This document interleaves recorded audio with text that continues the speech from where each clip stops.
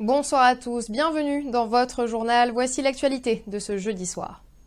Et l'on commence avec cet accident mortel dans le centre-ville de Saint-Denis. Une piétonne renversée par un semi-remorque alors qu'elle marchait au niveau du jardin de l'État. À l'arrivée des secours, la quinquagénaire était en arrêt cardio-respiratoire. Elle est décédée des suites de ses blessures. Le conducteur est lui auditionné au commissariat Malartic.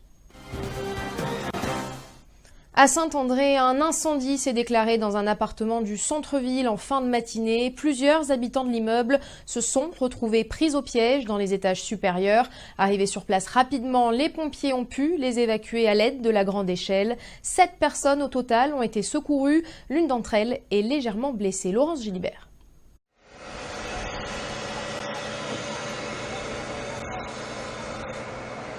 Tout à fait. Nous sommes au Salangan, donc en plein cœur de ville. Le feu a démarré en fait chez une personne âgée et il n'était pas à son domicile au moment où ça s'est passé, donc ça s'est propagé et les pompiers sont encore en train de travailler pour voir s'il n'y a personne dans chacun des appartements. Donc une solution de relogement, mais également une aide d'urgence pour les victimes. Elles auront besoin de nourriture et de vêtements. Ah ben c'est sûr, le CCS est là, on est toujours là quand les personnes sont dans l'urgence, on leur apportera tout le soutien nécessaire. Le monsieur d'en bas, il a été évacué et puis la personne avec sa fille, elle était prise au deuxième, sur le deuxième balcon du haut là. Et après, il y a une personne qui est montée et il a une connaissance du sauvetage. Ils l'ont fait passer par la balustrade de l'autre côté, sur le toit.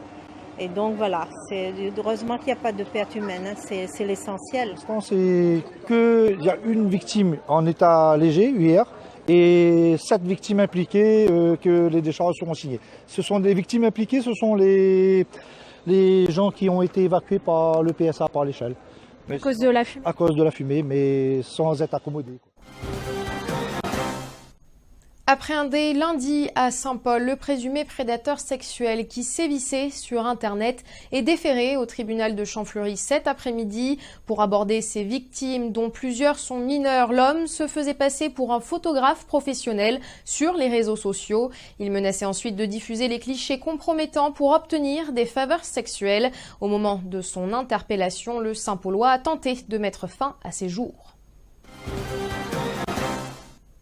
4000 arbres s'apprêtent à rejoindre les filaos de l'Ermitage pour lutter contre le recul de la plage et l'érosion du littoral. Un projet de végétalisation pour retenir le sable. Au bord de l'eau, des médiateurs travaillent à sensibiliser le public sur ce projet. Marina Batt les a rencontrés.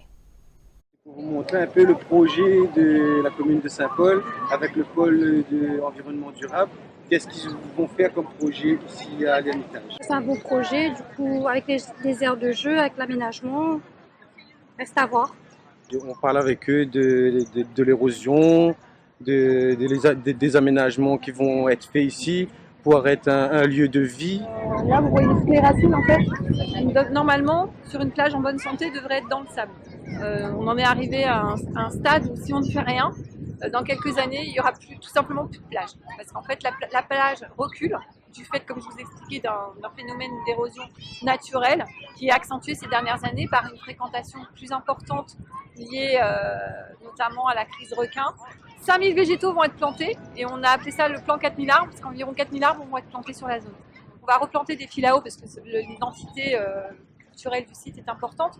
Mais pas que ça, on va diversifier, on va planter aussi des essences indigènes ou endémiques. Effectivement, il y a à peu près 90 filaos qui vont être enlevés parce qu'ils constituent, déjà ces filaos-là sont la plupart malades, donc peuvent être dangereux, mais ils constituent aussi un point de rupture au niveau du haut de plage qui accentue fortement, comme je vous disais tout à l'heure, l'érosion.